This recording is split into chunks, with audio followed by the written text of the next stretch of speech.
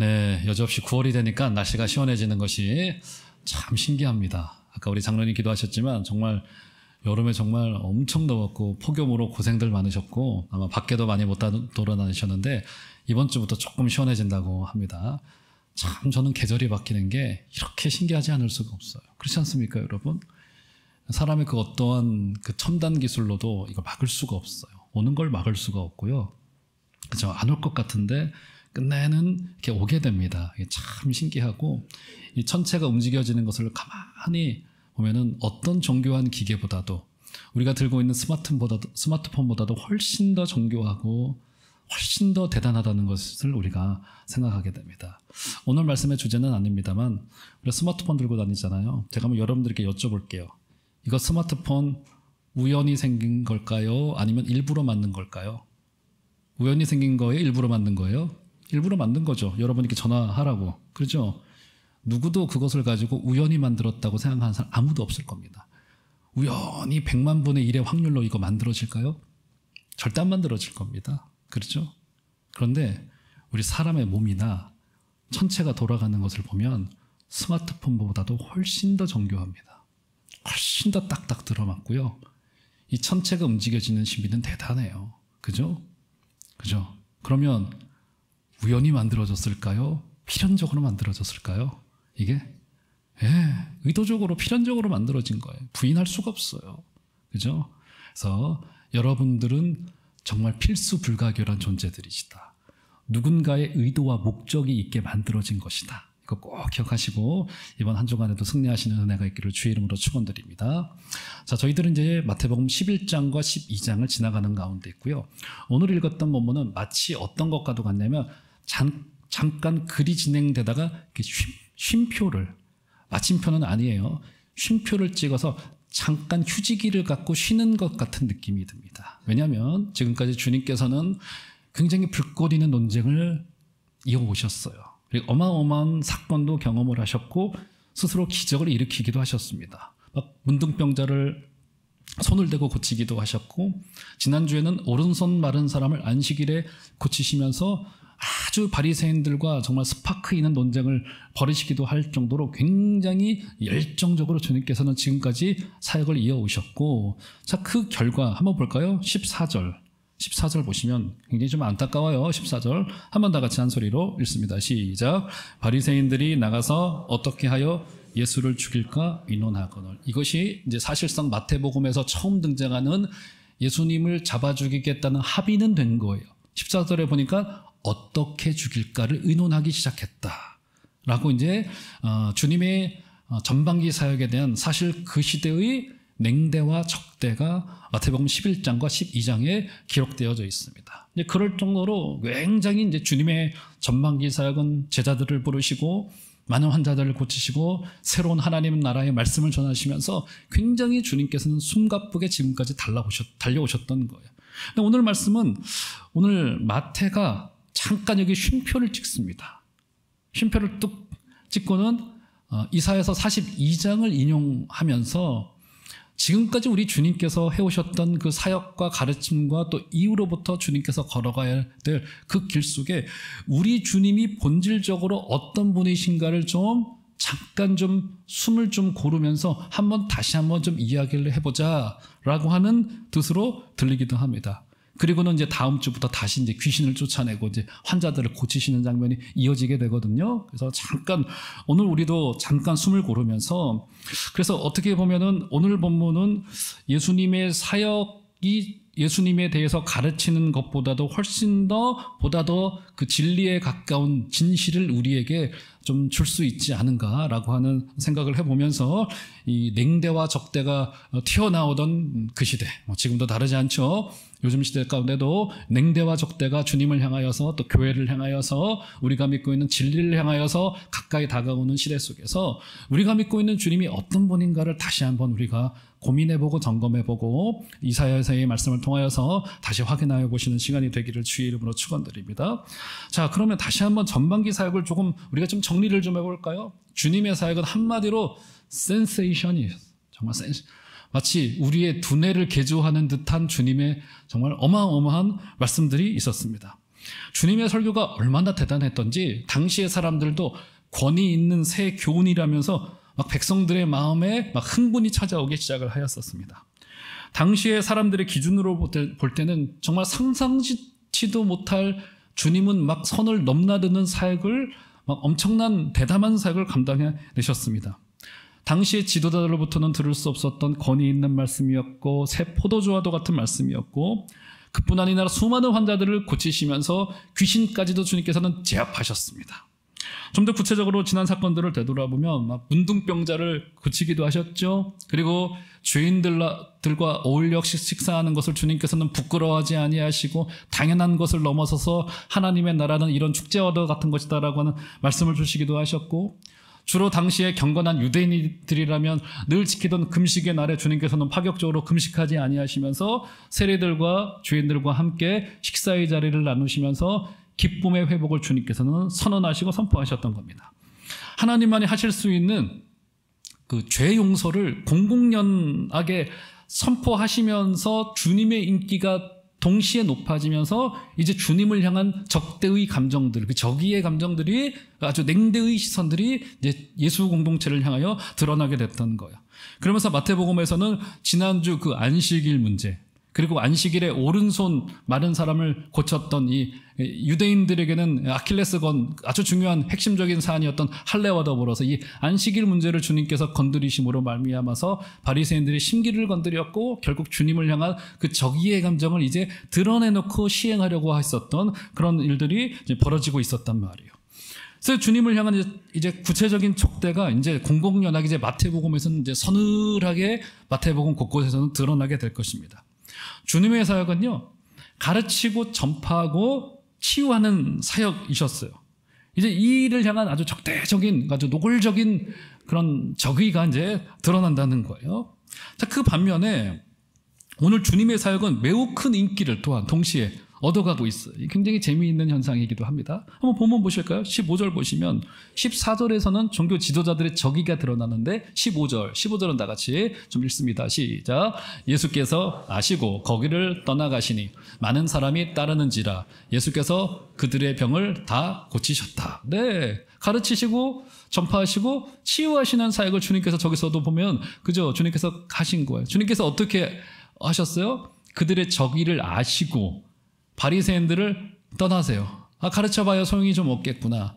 바리새인들과의 논쟁을 그치시고 주님께서 가만히 그 자리를 떠나셨으나 많은 무리가 우리 주님을 따라와서 주님의 가르침을 받고 주님의 그 치유를 경험하는 일들이 지금 여기에 좀 있었단 말이에요. 그러니까 전반기 사역은 주로 이 갈릴리 중심의 사역으로서 12제자를 완성시키고 이제부터는 주님의 사역이 이제 이스라엘 전역 남쪽으로 특별히 이제 예루살렘의 그 종교 지도자들에게도 그 소문이 점점 더 퍼져가면서 수많은 사람들이 주님께로 몰려들기 시작을 해요. 주님의 인기가 올라가고요. 주님이 가시는 곳마다 사람들이 따라오기 시작을 하고요. 아마 이제 후에 등장하게 될 오병이어의 기적이 아마 결정적인 아마 정점이었을 거예요. 수천의 사람들이 주님께 빵을 얻어먹음으로 말미암아 주님과 주님의 제자들의 인기가 점점 더 높아지고 있었던 그때 우리가 오늘 본문에서 읽고 지나가셨겠지만 볼까요? 16절. 놓치지 말아야 될 것이 있어요. 16절. 한번 다 같이 읽어볼까요? 시작. 자기를 나타내지 말라 경고하십니다. 아니, 주님이 어떤 때는 아주 공공연하게 사람들과 죄인의 친구로서 먹고 마시고 사람들 앞에서 아주 힘있게 공적으로 말씀하시기도 하시고 설교하시기도 하셨다가 또 다른 어떤 순간에서는 오늘 본문 이 16절 기록에 의하면 주님은 무리로부터 자신을 어떻게 하셨어요? 숨기셨어요. 그리고 자기를 찾아오는 사람들에게도 나에 대해서 사람들에게 이야기하고 다니지 마 라는 말씀을 하셨어요. 다소간 이해가 되지 않습니다. 주님의 이런 두 가지의 모습은 도대체 우리에게 어떤 의미를 주고 있는 걸까? 왜 어떤 때는 당신을 드러내셨고 가서 전하라, 말씀을 가르치라, 하나님의 나라가 왔다고 전하라라고 했다가 어떤 때는 또한 어떤 사람들에게는 자신을 철저히 숨기셨어요. 가리셨어요. 골방에 들어가셨어요. 나타내지 않으셨고 심지어 사람들에게 자기를 전하지 말라고 주님께서 그들에게 경고하셨다고 성경에 기록해 놓고 있습니다. 그 이유가 무엇일까요? 너무 이유는 분명하죠. 사복음서를 우리가 종합을 해보면 잘못된 의도로 당신을 찾아올 경우 주님은 그들의 주장을 반박하시거나 아니면 새로운 가르침을 주시는 그 자리를 주님께서는 피하셨어요. 왜냐하면 자신의 인기 때문에 지금 당신이 전하고 있는 그 복음이 왜곡될 그 위험을 주님께서는 늘 경고하셨던 거예요. 늘. 그래서 15절을 다시 보시면 주님이 사람들을 피해 떠나셨음에도 많은 사람들이 주님을 찾아왔고 찾아왔을 그때 때로는 그 사람들 일부에게는 자신을 전하지 말라는 경고까지도 주님께서 하셨던 거예요. 그러니까 그들은 아직은 주님이 지금 하고 있는 이 일의 본질, 주님이 어떤 길을 걸어갈 것이냐에 대한 그 십자가의 길에 대한 이해, 이런 것들이 왜곡되어져 있고 구부러져 있었기 때문에 주님께서는 그들에게 자신을 드러내놓고 말하는 것에 대하여서 너희들 말하고 다니지 마라 하고 주님께서는 경고하셨던 거예요. 여러분, 우리는요, 여기에서 우리 주님의 그 마음속에 있었던 그 본질과 우리 교회가 걸어가야 될 굉장히 중대한 사명 중에 하나를 우리가 생각해 봐야만 됩니다. 예수의 이야기를 듣고 또 교회의 소문을 듣고 수많은 사람들이 교회를 찾아올 수는 있어요. 여기는 매력적인 사람들이 있고요. 특별히 우리 종암제일교회 같은 경우는 정말 매력적인 교회잖아요. 정말 평안한 교회, 정말 좋은 교회. 많은 사람들이 뭡니까? 우리 종암제일교회를 평가하기를 여기에서는 그 어떤 이 인근의 어떤 교회들보다 한 번도 분쟁도 없고 싸우지도 않고 큰 어려움이 없이 60년을 버텨왔던 이 교회는요, 굉장히 드문 케이스예요. 여러분 아시겠지만 제가 3대째 담임 목사잖아요. 다들 깜짝 놀래요. 야, 어떻게 3대, 보통 60년 되면요, 목사 10명이에요, 담임 목사. 적으면 5명, 6명. 그러니까 뭐 20년 못 채운 거예요. 서로 간에 뭐 그런 교회 거쳐오신 분들 여기 새가족 등록하신 분들 중에 있을 거고요. 저도 그런 교회에서 사역을 해본 적이 있어요. 우리 같은 노회에 있어요.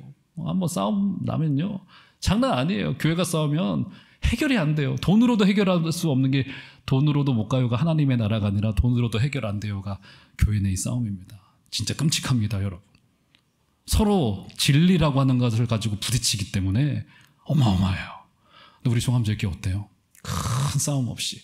부침은 있죠. 물론 사람이 사는 것이기 때문에. 하지만 큰 싸움 없이 60년을 왔다는 것은 정말 여러분들의 헌신이고요. 첫 번째는 여러분들의 그 인내와 그 절제. 여기 앉아 계신 또 우리 은퇴하신 선배님들 계신데 저분들의 그 눈물의 기도가 차곡히 쌓여서 지금까지 온 것이고 지금 있는 우리 또 후배들의 열심한 그 헌신이고요. 그런데 정말 본질적으로는 하나님의 은혜라고 밖에는 정말 대답할 도리가 없는 거예요.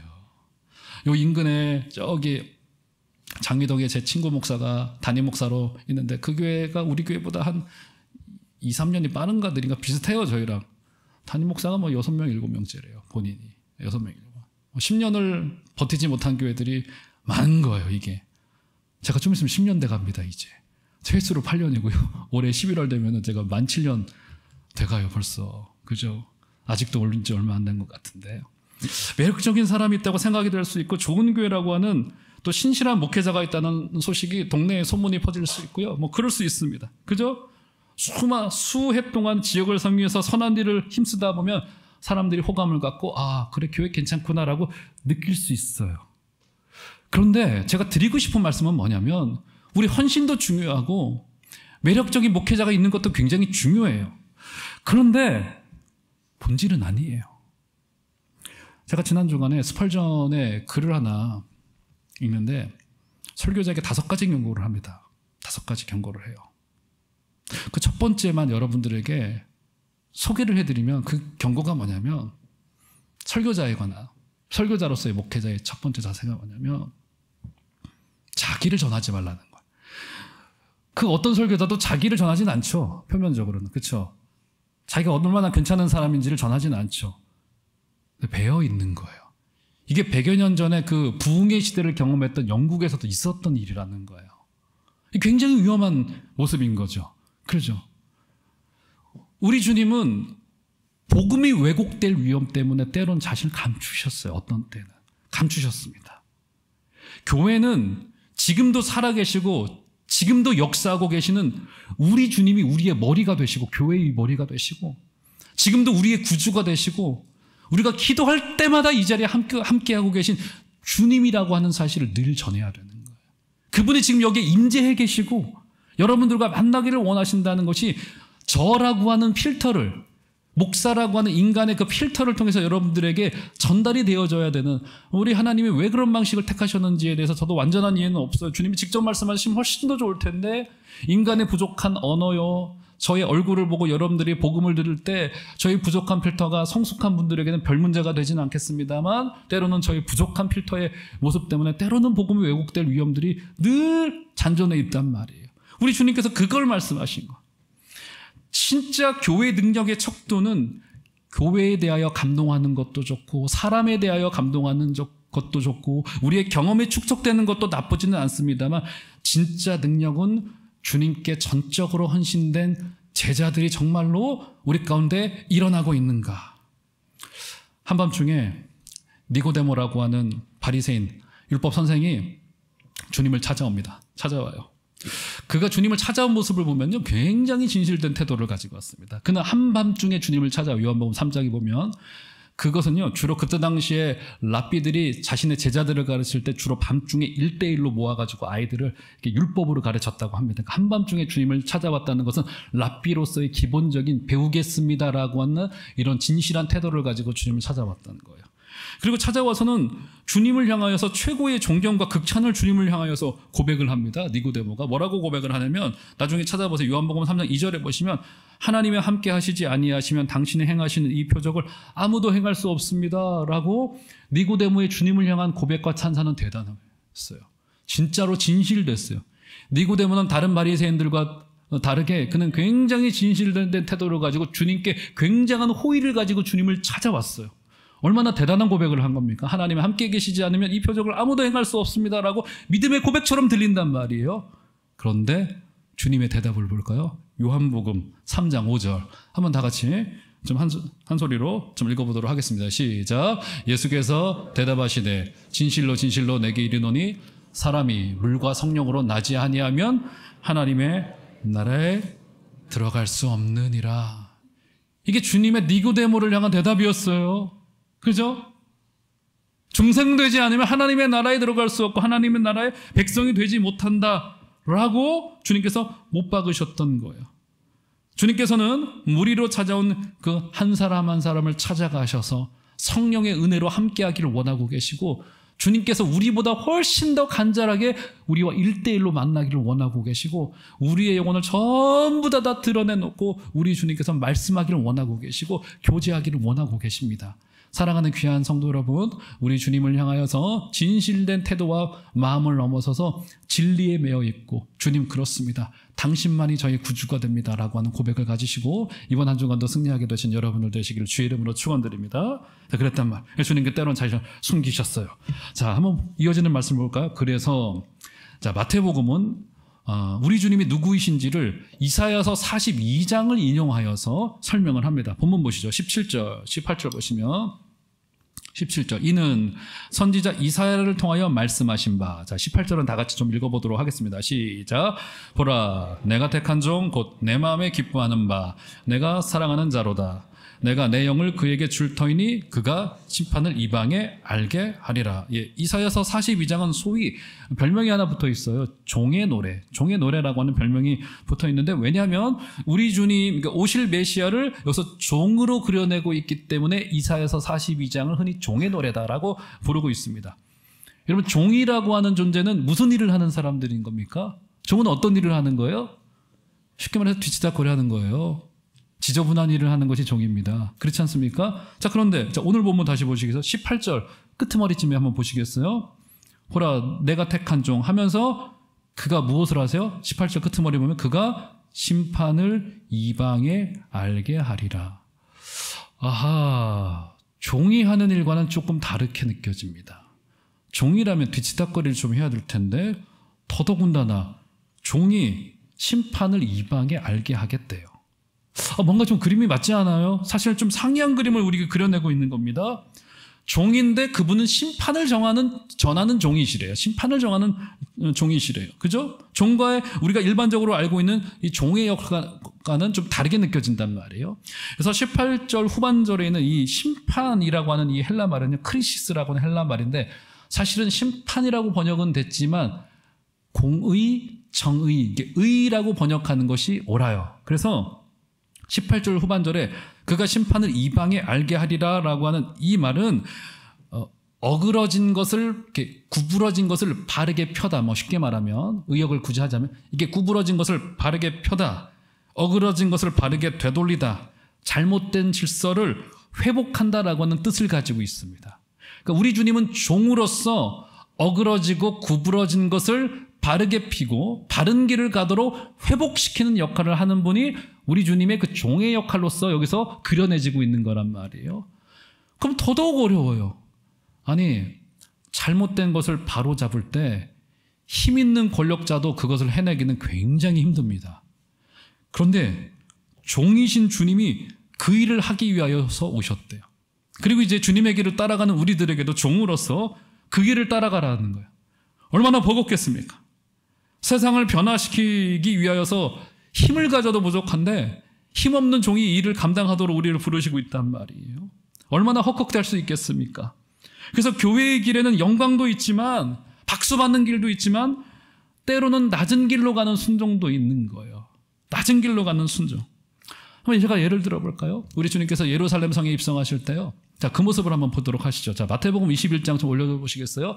자, 제가 읽어드릴게요. 눈으로 따라와 보세요. 나귀와 나귀 새끼를 끌고 와서 자기들의 겉옷을 그 위에 얹음에 예수께서 그 위에 타시니 무리의 대다수는 그들의 겉옷을 길에 펴고 다른 이들은 나뭇가지를 베어 길에 펴고. 자, 구절은 다 같이 좀 읽으시죠. 시작.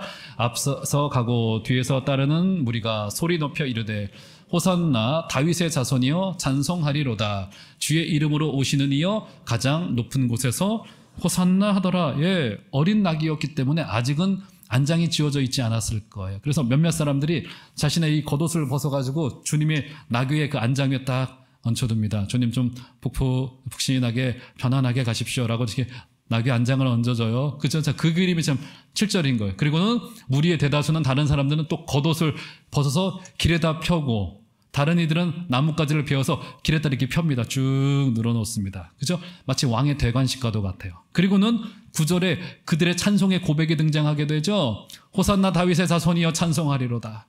주의 이름으로 오시는 이여 가장 높은 곳에서 호산나 하더라. 얼마나 멋지겠습니까? 그 그림을 머릿속에 상상해 보세요. 그죠? 얼마나 저 그림이 얼마나 따뜻하고 멋지고 얼마나 대단한 그림을 여기에 보여오시는지를 몰라요. 이게 마치 왕의 개선 행렬과도 같아요. 전쟁을 이기고 돌아오는 왕의 모습과도 같아요. 우리 주님의 모습이 그런 모습이었던 거란 말이에요. 그죠? 이 청중들이 주님을 향하여서 막 소리를 지르고 박수를 치고 이제 왕이 오신다고 막 주님을 향해서 박수를 쳤던 것 같아요. 그래서 이 그림에서 저 나귀는요, 전 나귀에 주목하고 싶어요. 나귀는 평화의 전령사로서 주님을 등에 업고 주님이 박수 받으시게 했습니다. 박수 받으시게 했어요. 여기 굉장히 중요한 교회의 정체성이 있어요. 여러분, 우리는 구원의 복을 누리는 그 영광의 길을 걸어가는 하나님의 자녀이면서 동시에 나귀로 부름받습니다.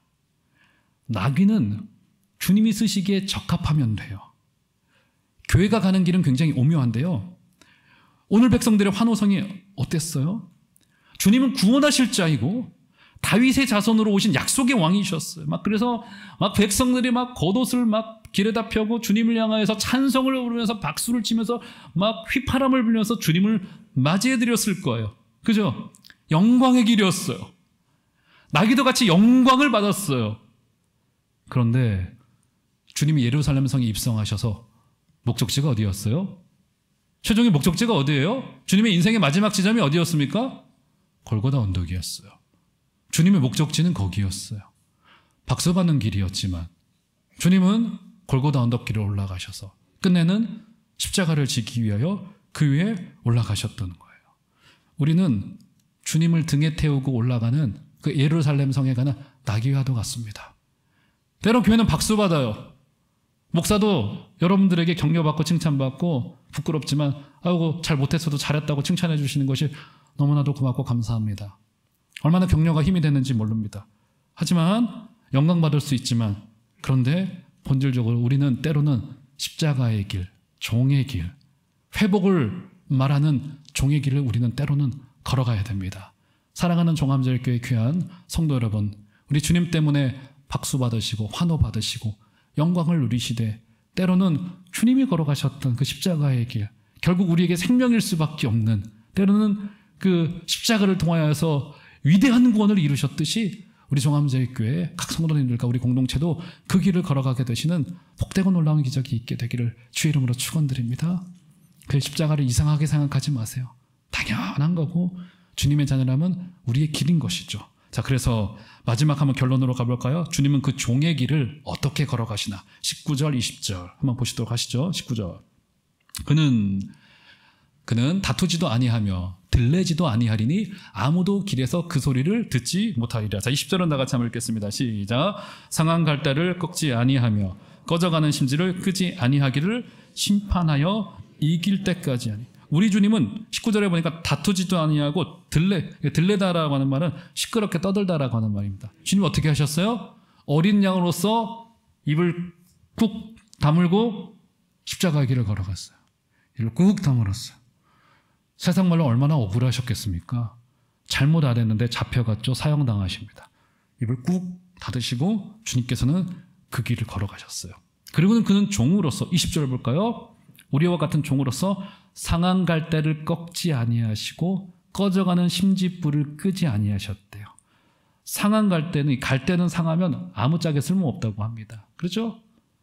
그리고 꺼져가는 심지는요, 제 기능을 발휘하지 못하는 존재를 이야기를 하고 있죠. 그러니까 주님은 자기의 백성을 그 사람이 상한 갈대와도 같아요. 아무짝에 쓸모없어 보여. 막. 그죠? 이게 꺼져가는 심지. 그러니까 주님 절대로 포기하지 않는다는 거예요. 절대로 그 사람의 손을 절대로 놓지 아니하시고 주님은 회복시키시겠다는 거예요. 이게 상한 갈대를 절대로 꺾지 아니하시고, 그러니까 버리지 않으시고, 인간들 다 버립니다. 저거 빗자루로도 못 만들어. 다 그냥 버려버리고 말아요. 태워버리고 맙니다. 그죠? 꺼져가는 심지는 사람의 힘으로 돌이킬 수 없어요. 심지가 다 타버렸어요. 지금 절대로 포기하지 아니하시겠다는 거예요. 근데 그게 중요한 게 뭐냐면 보시겠어요? 20절의 끄트머리쯤에 보세요. 꺼져가는 심지를 끄지 아니하시기를 심판하여 이길 때까지 하리니. 이게 중요해요.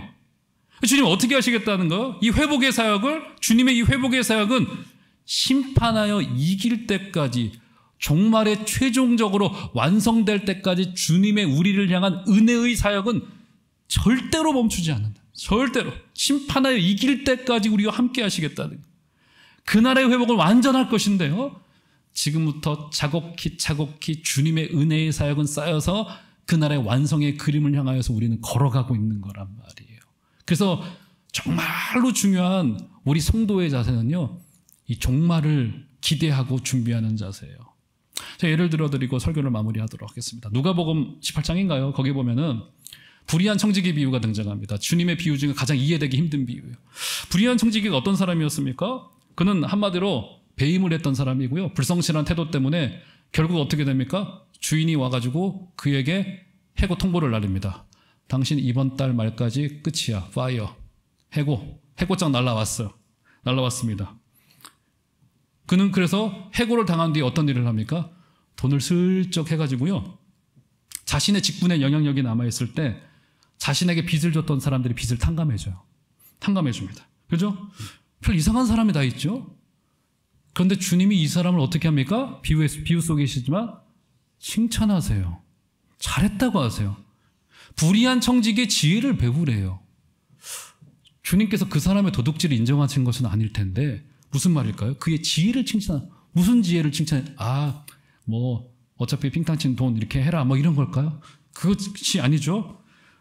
불의한 청지기는 죽음과도 같은 해고 통보를 받고서야 이 자리가, 이 물질이 내 것이 아니라는 사실을 알았어요. 그러니까 불의한 청지기에서 배워야 되는 지혜는, 아하, 그날이 오는구나라고 하는 지혜예요. 이게, 아하, 끝이 있구나. 제가 이번 주에도 이제 장례를 2건을, 장례식에 가면 늘 그 지혜를 배웁니다. 물론 우리 곽권사님은 장수하셨지만 가는데 순서 없잖아요. 우리는 언젠가는 누구나 다 이 앞에 서야 됩니다. 그 마지막 피니시 라인 앞에 서야 되는 거예요. 불의한 청지기는 해고 통보를 받고서야 나에게 끝이 있다는 것을 알았던 지혜를 품었던 거예요. 사랑하는 종암제일교회 귀한 성도 여러분, 그날은 반드시 오고요. 우리 주님의 역사는 지금에 왜 있냐면 그날의 완성을 위하여 있는 것입니다. 지금 은혜는 완성될 완전한 하나님의 은혜가 지금부터 차곡히 쌓여서 이루어질 것이라는 것을 꼭 기억하시고, 오늘도 제가 주님의 은혜로 살겠나이다 라고 하는 고백을 가지시고 오늘 하루, 이번 한 주를 살아내 주시는 복된 여러분들 다 되어 주시기를 주의 이름으로 축원드립니다.